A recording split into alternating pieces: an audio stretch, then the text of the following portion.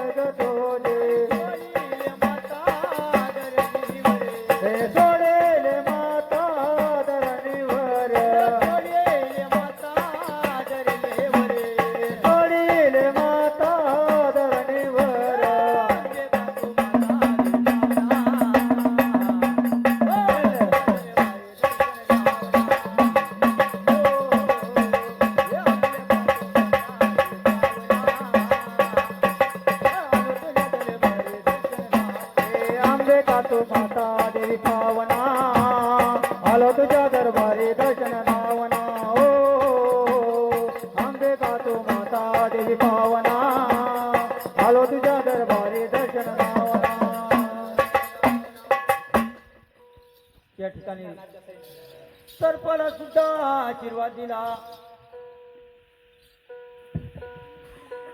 ओहो, माझा नमस्कार घ्यावाची मला देवा.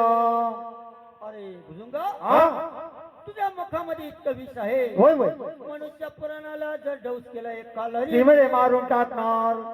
आता एक काम करतो, हा, तुझ्या जवळ्या तोंडामध्ये बाय आहे, होय होय, सगळे उपटून फेकून देतो दादा. हाव देवा देवा देवा, असं करू नका की देवा. मला सुद्धा पोट भरण्यासाठी काही गावे ना अडीच बाई शिल्लक ठेवा, त्याच्याने मी जगणार.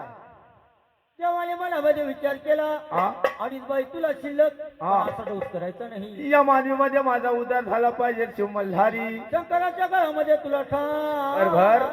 मानवीचे लोक माझ्या नावाने जागरण गोंधळ करणार बरोबर मला देखील देवाऱ्यामध्ये घडून बसवणार असं का तसंच तुला शेखनाथ म्हणून हा देवाऱ्यामध्ये पितळाचा म्हणा तांबाचा म्हणा हा तुला सोन्याचा म्हणा आणि नागपंचमीच्या सणाला तुला मान नागदीपळीच्या सणाला तुला मान दादा बरोबर आधी तुझी पूजा नंतर मागून माझी पूजा बोला भक्त व सदानंदात यको अरे प्रधाना, हा समोर कोणती वाडी दिसते रे समोर अनेक वाडी अरे अनेक वाडी नाही बोललो हा. गावाचं नाव बोललो समोर का जेव्हा खुट्याची वाडी अरे तसं नाही कुठल्याची वाडी नाही दुसरं गाव कोणतंही दुसरं चंदनवाडी दिसती देवा चंदनवाडी मध्ये अग्नी कोणाची बानुबाई रत्नाची ही देवा तुला कामगिरी असं काय पानुबाईचं आजचं थंड थंड पाणी मला पिण्याकरता घेऊन ये हा पण एक काम कर दादा काय करायचं जाताना एक काम करायचं हा.